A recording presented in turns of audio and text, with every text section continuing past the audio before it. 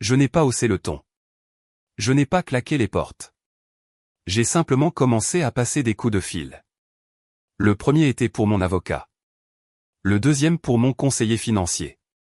Le troisième pour un agent immobilier que je connaissais depuis 20 ans. Le temps que le soleil se couche ce soir-là, j'avais déclenché un engrenage que personne dans ma famille n'avait vu venir. Mais je brûle les étapes.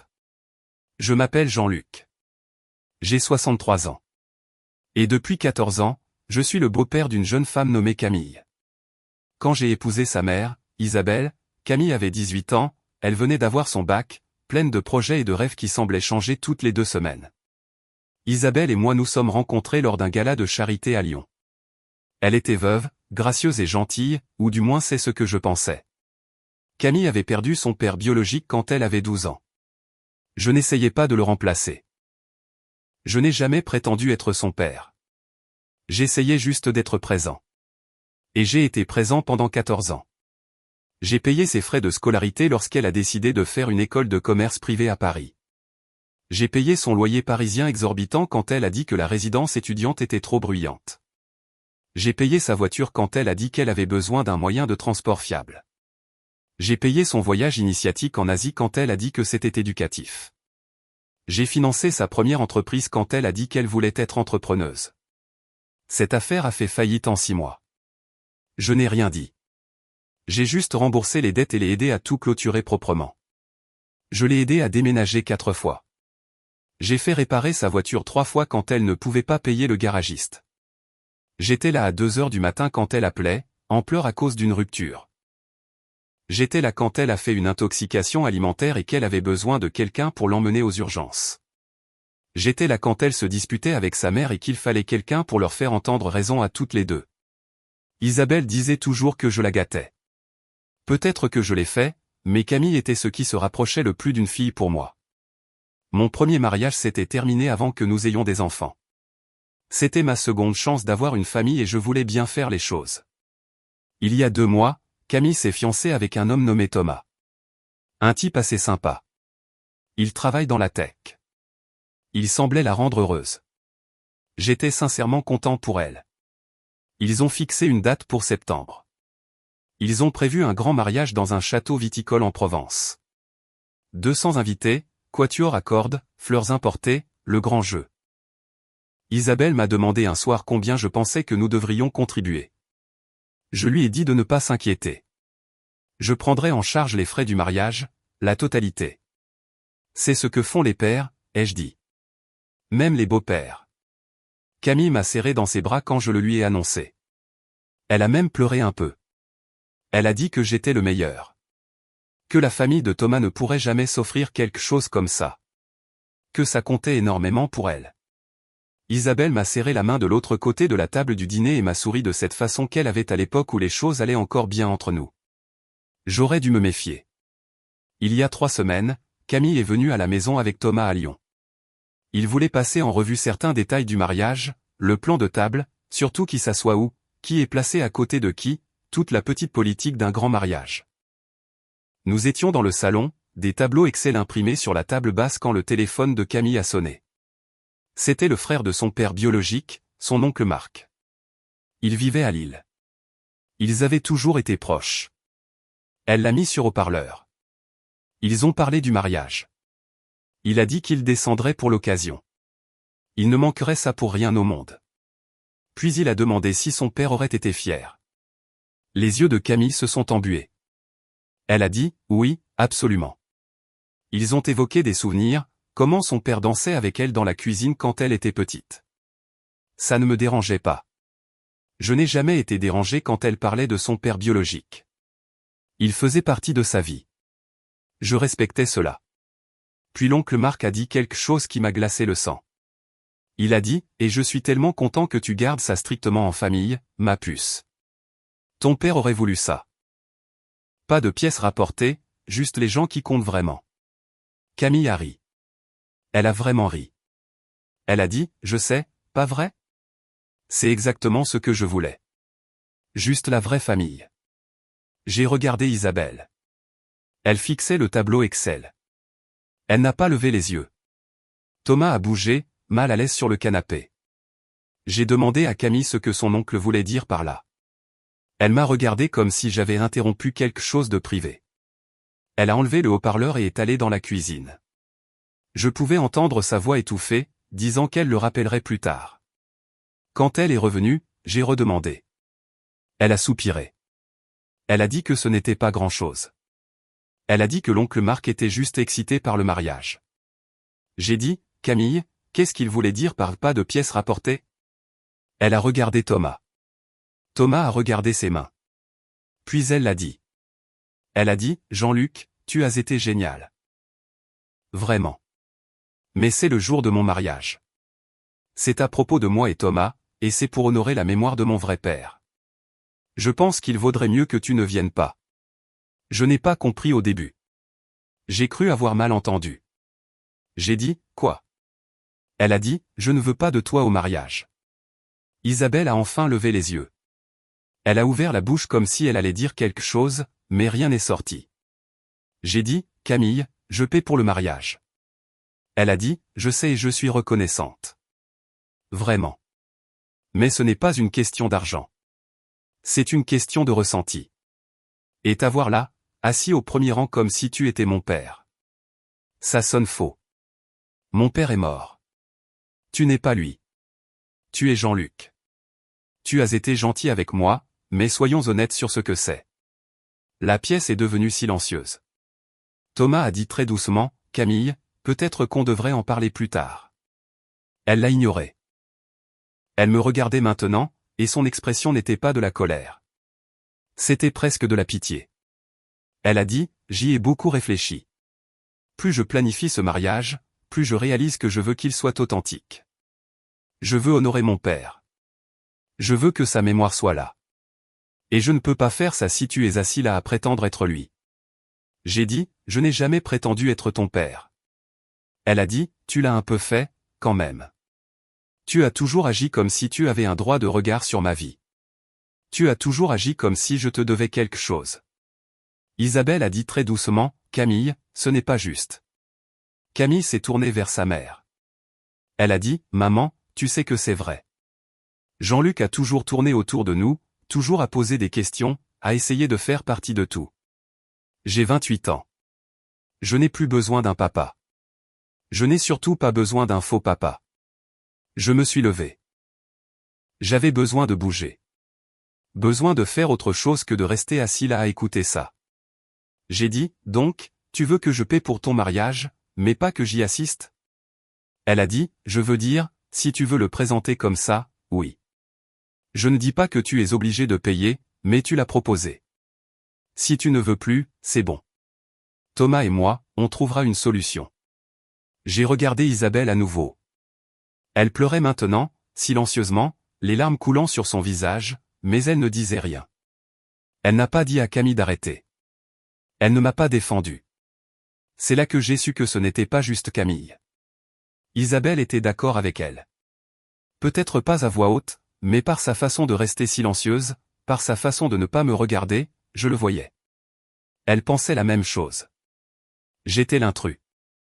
J'avais toujours été l'intrus. J'ai dit très calmement, d'accord. Camille a cligné des yeux.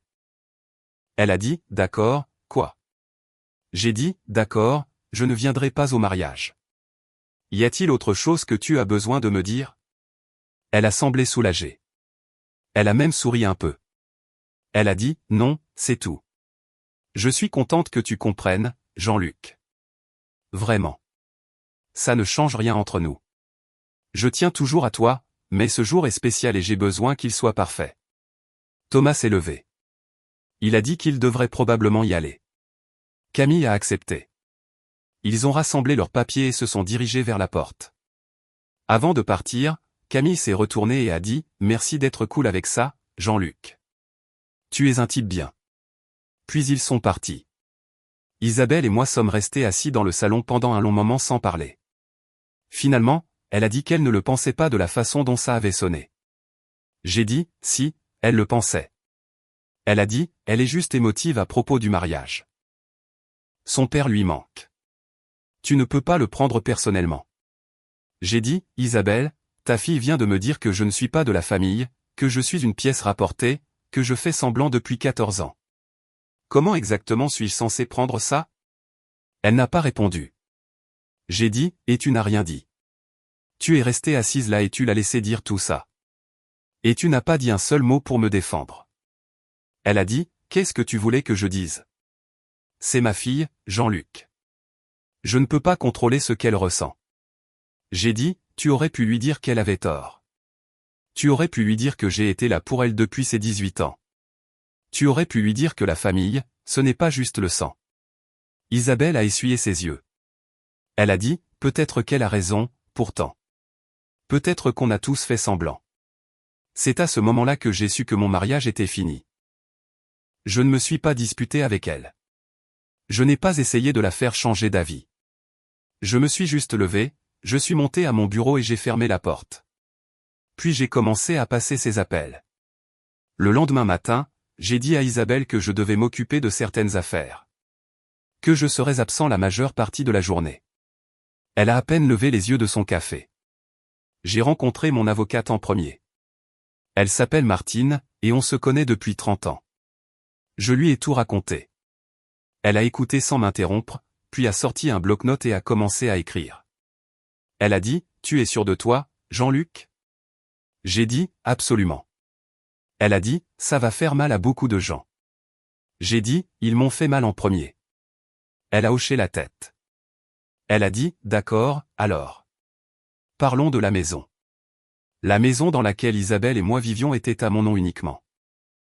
Je l'avais achetée 5 ans avant notre mariage, et nous n'avions jamais changé le titre de propriété. C'était une belle maison dans les Monts d'Or, au nord de Lyon.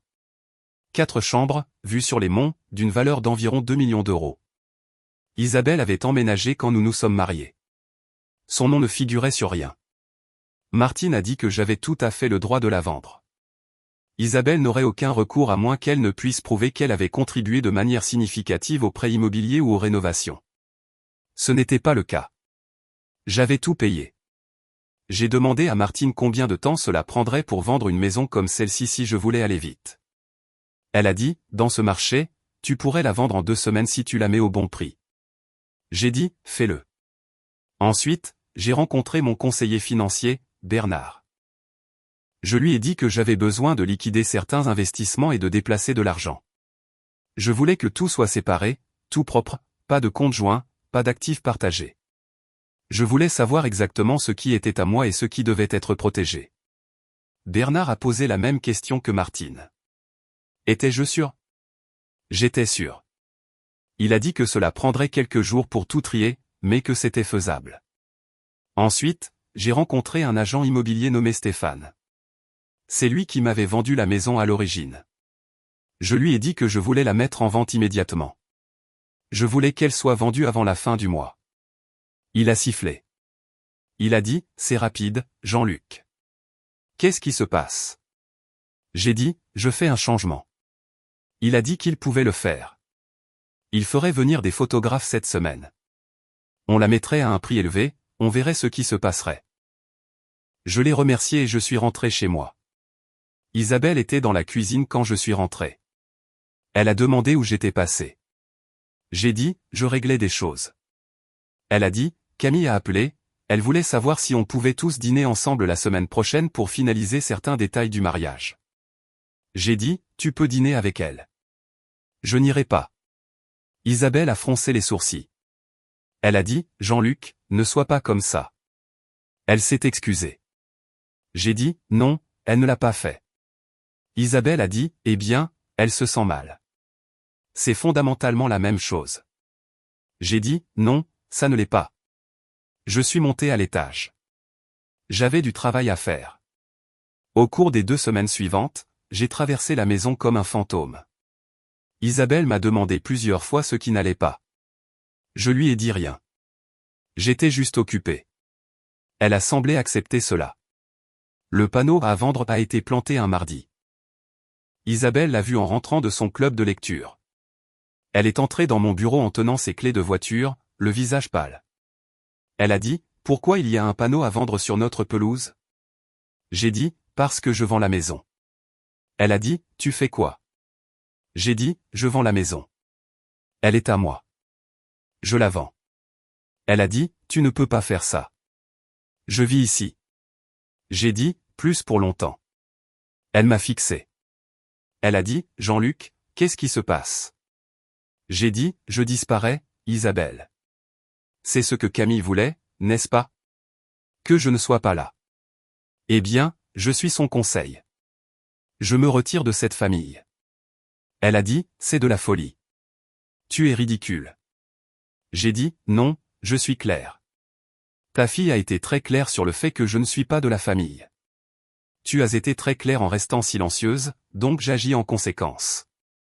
Isabelle a commencé à pleurer. Elle a dit que ce n'était pas juste, que je surréagissais, que Camille ne le pensait pas. J'ai dit qu'elle le pensait, et toi aussi. Elle m'a supplié de reconsidérer. Elle a dit, on pourrait en parler, aller voir un conseiller conjugal, arranger les choses. J'ai dit qu'une thérapie ne changerait pas le fait qu'après 14 ans, j'étais toujours juste l'étranger qui payait pour tout. La maison s'est vendue en 9 jours. Un jeune couple qui revenait de Hong Kong. Offre comptant de 2,3 millions. Stéphane m'a appelé personnellement pour dire que c'était la vente la plus rapide qu'il ait vue depuis des années. J'ai accepté immédiatement. La signature finale chez le notaire était prévue pour 3 semaines plus tard. Isabelle a déménagé à l'hôtel. Elle m'appelait tous les jours, parfois 2 fois par jour, me suppliant d'arrêter ça. Je ne répondais pas à la plupart des appels. Quand je le faisais, je restais bref. La décision était prise. Camille m'a appelé aussi. Elle était en colère. Elle a dit que j'étais cruel envers sa mère. Elle a dit que je les punissais toutes les deux pour une seule erreur. Elle a dit qu'elle s'était déjà excusée. Que voulais-je de plus? J'ai dit, tu ne t'es pas excusée, Camille. Tu as dit que tu te sentais mal. Ce n'est pas la même chose. Elle a dit, bien, je suis désolée. Ok, je suis désolée. C'est ça que tu veux entendre? J'ai dit, c'est 14 ans trop tard. Elle a dit, qu'est-ce que ça veut dire? J'ai dit, ça veut dire que j'ai passé 14 ans à être là pour toi. Et au moment où ça comptait, tu m'as dit que je n'étais personne. Alors maintenant j'agis comme si je n'étais personne. Je disparais exactement comme tu le voulais. Elle a commencé à pleurer. Elle a dit que je gâchais son mariage, que je gâchais sa vie, que je gâchais tout. J'ai dit, Camille, je ne viens pas à ton mariage. Je ne paie pas pour ton mariage. Je ne paie plus pour rien du tout. Tu as 28 ans. Tu te débrouilleras. Elle a dit, tu avais promis de payer. J'ai dit, et tu avais promis que je faisais partie de la famille. Nous avons tous les deux dit des choses qui se sont avérées fausses. Puis j'ai raccroché. Thomas m'a appelé le lendemain. Il était poli, prudent. Il a dit qu'il comprenait que j'étais contrarié, mais est-ce qu'on pouvait s'il vous plaît en parler entre adultes? J'ai dit, Thomas, cela ne te concerne pas. Il a dit, ça me concerne un peu. Tu coupes le financement de notre mariage. J'ai dit, je coupe le financement d'un mariage auquel je ne suis pas invité. Ça me semble juste. Il a dit que Camille était prête à m'inviter maintenant si c'était ce qu'il fallait. J'ai dit, je ne veux pas d'une invitation par pitié, Thomas. Je veux être respecté. Puisque ce n'est apparemment pas possible, je me retire de la situation. Il a essayé d'argumenter. Je lui ai souhaité bonne continuation et j'ai mis fin à l'appel. La date de la signature est arrivée. J'avais déjà déménagé la plupart de mes affaires personnelles dans un garde-meuble.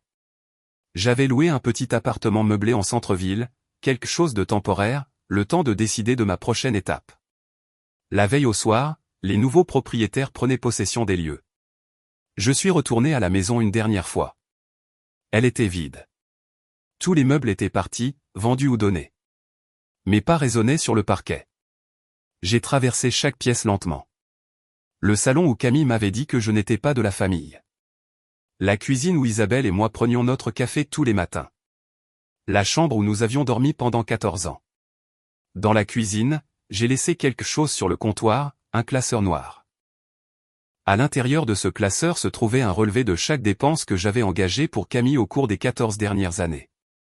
Frais de scolarité, paiement de loyer, paiement de voiture, remboursement de prêts professionnels, courses, factures, frais médicaux, frais de voyage, tout.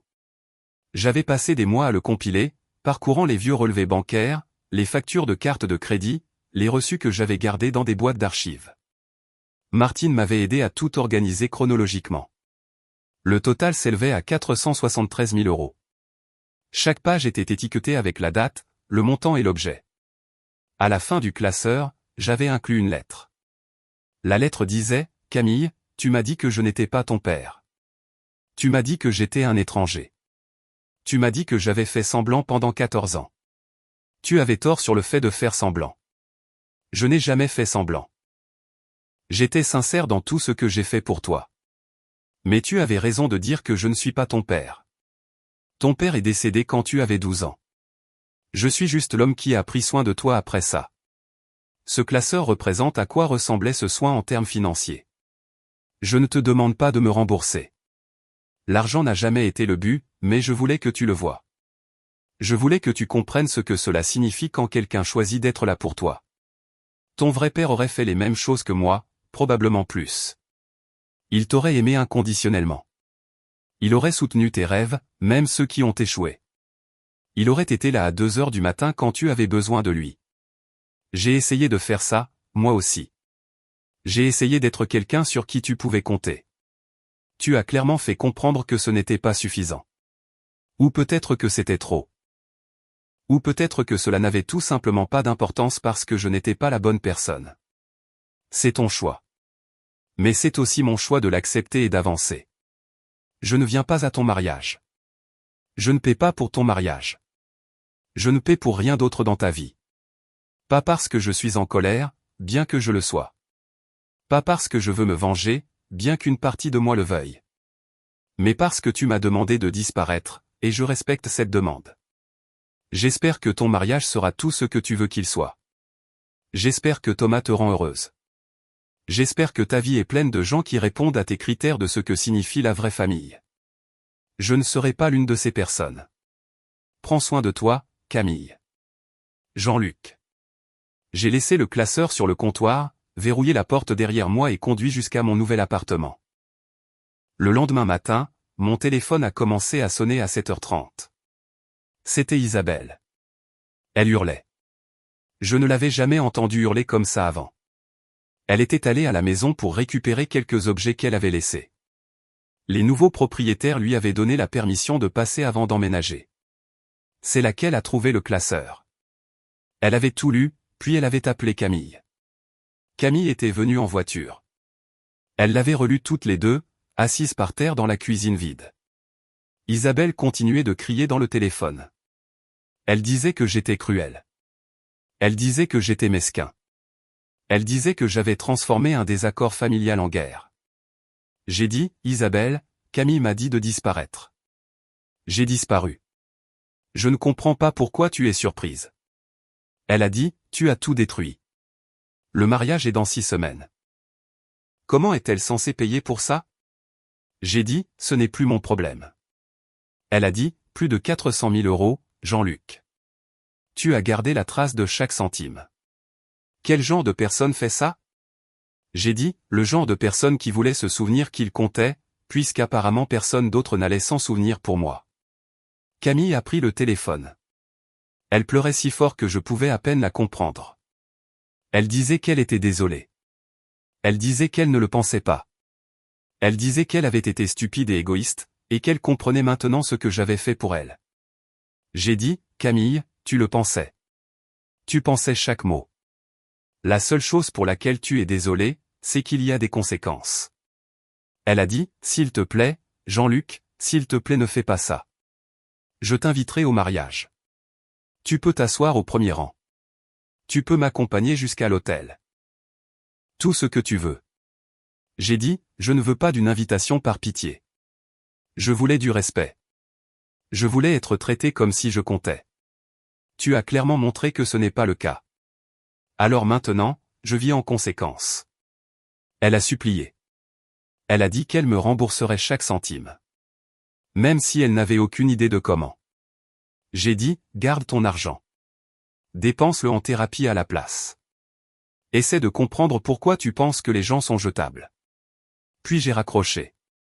Au cours des jours suivants, j'ai reçu des appels de l'oncle Marc à Lille, de Thomas, de 2 des sœurs d'Isabelle, de la meilleure amie de Camille. Tout le monde voulait me dire que j'étais déraisonnable. Tout le monde voulait me dire que je faisais du mal aux gens pour rien. J'ai arrêté de répondre à mon téléphone. Thomas a fini par m'envoyer un email. Il disait qu'ils avaient dû réduire considérablement le mariage. Il le déplaçait du domaine en Provence à un petit restaurant à Lyon. La liste des invités avait été réduite de 200 à 50. Pas de quatuor à cordes, pas de fleurs importées, juste une cérémonie simple et un dîner. Il disait que Camille était dévastée. Il disait qu'Isabelle ne parlait plus à Camille, lui reprochant d'avoir détruit la famille. Il disait que toute cette histoire déchirait tout le monde. Il a demandé une dernière fois si je voulais reconsidérer. Je n'ai pas répondu. Le mariage a eu lieu comme prévu. Je le sais parce que la sœur d'Isabelle a posté des photos sur Facebook. Ça avait l'air sympa. Petit, mais sympa. Camille portait une robe simple. Thomas portait un costume. Il souriait pour la caméra. Je n'ai rien ressenti en regardant ces photos. Pas de satisfaction, pas de colère, pas de tristesse, juste rien. 3 mois après le mariage, Isabelle a demandé le divorce. Je ne m'y suis pas opposé. Martine s'est occupée de tout. Le divorce a été prononcé en 6 mois. Isabelle m'a envoyé une seule lettre pendant cette période. Elle disait qu'elle espérait que j'étais heureux maintenant que j'avais détruit notre famille. Elle disait qu'elle avait gâché 14 ans avec moi. Elle disait que j'étais un homme amer et petit qui ne pouvait pas supporter que son ego soit blessé. Je n'ai pas répondu à ça non plus. Camille m'a envoyé une lettre, aussi. Elle était longue, décousue, pleine d'excuses et d'explications. Elle disait qu'elle avait été stressée par le mariage. Elle disait qu'elle n'avait pas réfléchi à ce qu'elle disait. Elle disait qu'elle comprenait maintenant tout ce que j'avais fait pour elle et qu'elle passerait le reste de sa vie à être reconnaissante. Je ne l'ai pas cru, mais j'ai apprécié l'effort. Je n'ai pas répondu à ça non plus. 6 mois après le divorce, j'ai déménagé à La Rochelle. J'avais toujours aimé l'océan. C'était plus calme là-bas. J'ai acheté une petite maison avec vue sur la mer, quelque chose que je pouvais facilement me permettre avec l'argent de la vente de la maison de Lyon et le partage des biens avec Isabelle. J'ai commencé à faire du bénévolat dans un centre social pour enseigner la gestion financière aux jeunes adultes.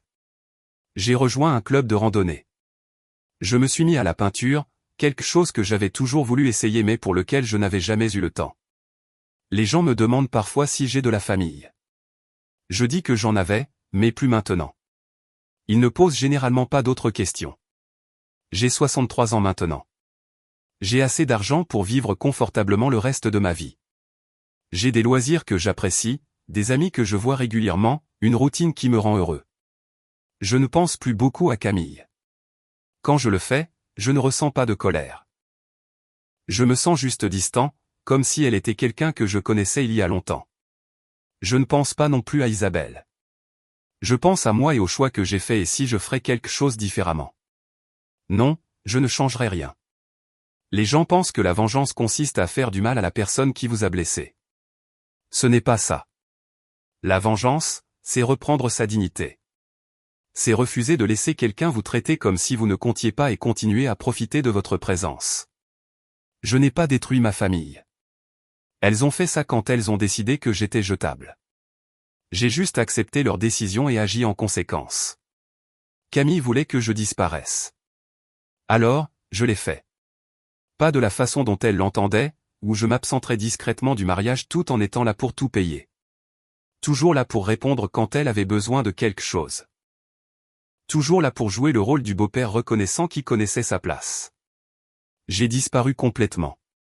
J'ai pris mon argent, mon temps, mon énergie, et je les ai redirigés vers des gens qui les valorisaient vraiment. Ce n'est pas de la cruauté. C'est du respect de soi. Le mois dernier, j'ai reçu un message via Facebook de la part de Thomas. Il disait que Camille avait donné naissance à leur premier enfant, une fille. Il disait qu'il l'avait nommée Isabelle, comme sa grand-mère. Il disait que Camille parlait beaucoup de la famille ces derniers temps, de comment elle voulait faire mieux avec sa fille qu'elle ne l'avait fait avec les gens qui avaient pris soin d'elle. Il disait qu'elle aimerait me parler un jour si j'étais ouvert à cela. J'ai lu le message 2 fois, puis je l'ai supprimé. J'ai 63 ans. Je n'ai pas le temps d'apprendre à des adultes comment traiter les gens avec respect. C'est quelque chose qu'ils auraient dû apprendre il y a longtemps. J'ai un cours de peinture cet après-midi. Demain, Je fais une randonnée sur l'île de Ré avec mon groupe. La semaine prochaine, je commence un atelier sur la planification de la retraite au centre social. Ma vie est bien remplie. Elle est calme, mais elle est remplie et elle est à moi. Camille a eu ce qu'elle a demandé. J'ai disparu. Et en faisant cela, j'ai trouvé quelque chose que je ne savais même pas avoir perdu.